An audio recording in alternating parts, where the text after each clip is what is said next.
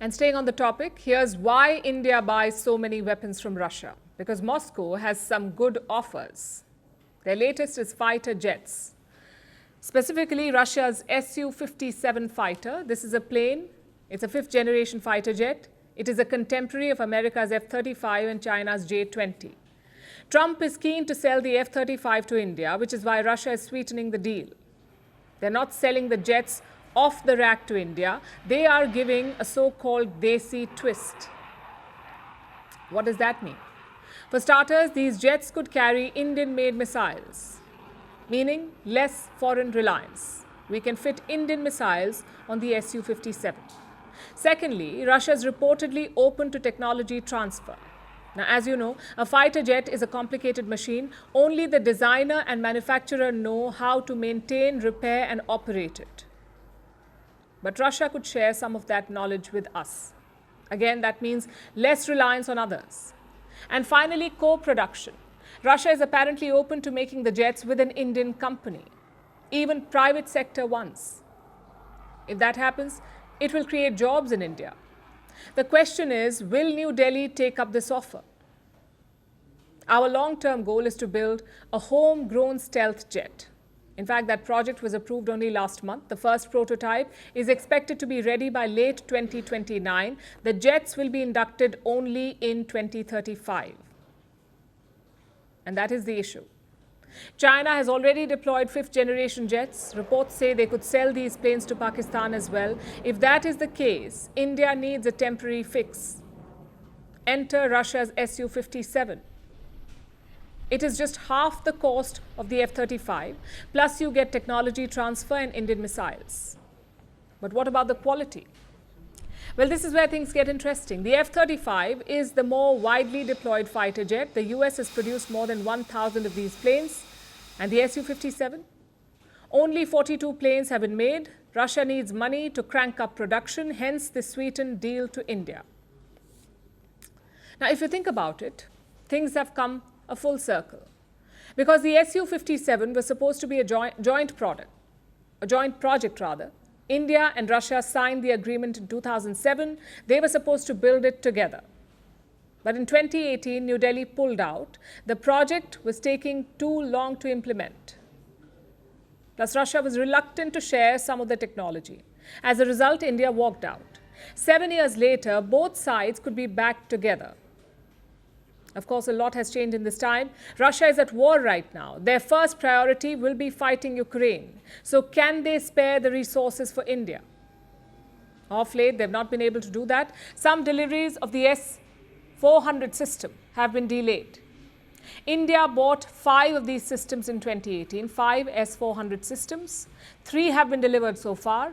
And the rest, Russian officials in India say they could be delivered by late 2025 or 2026.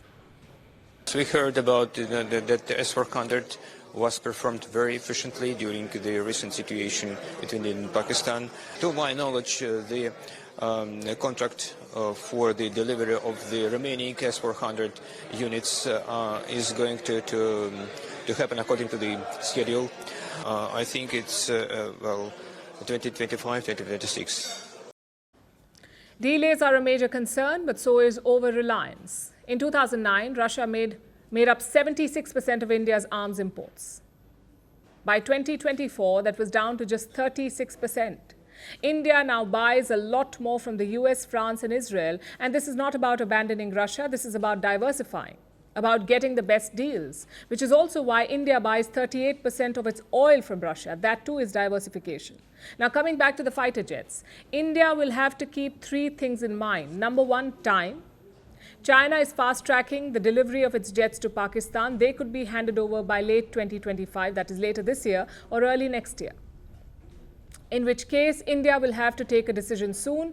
We saw last month that air power is key to taking on Pakistan. So India must be prepared, and that is the first factor. Factor number 2, Russia's capabilities.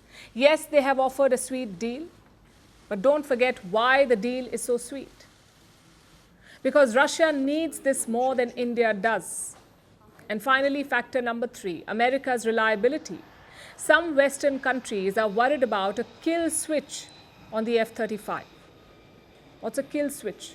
It's a function that could deactivate or limit the plane's abilities. Reports say the US has a kill switch on the F-35, and if that's true, it's a worrying idea. Also, the US is very cagey about their planes, so tech transfer or co-production will be a tough sell. For India, this won't be an easy choice to make, but when it comes to national security, it really is.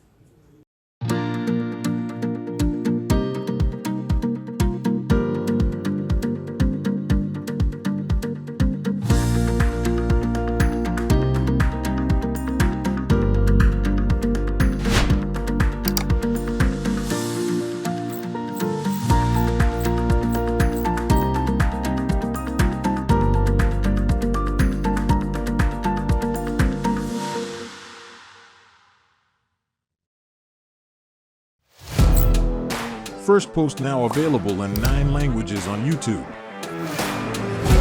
English, Stands at $36 trillion. French, Le FMI, comme German, Geschäftsführenden Direktor Hindi, $30 trillion ka karj mo. Indonesian, Pemerintah tanpa pemeriksaan. Italian, Sekali radikali. Japanese, 4兆ドル以上も Portuguese, por causa do próprio balanço patrimonial. Spanish. Beautiful bill. Go to Settings, click on Audio Track and select a language of your choice. Be the first to know what's happening around you in your first language. Firstpost.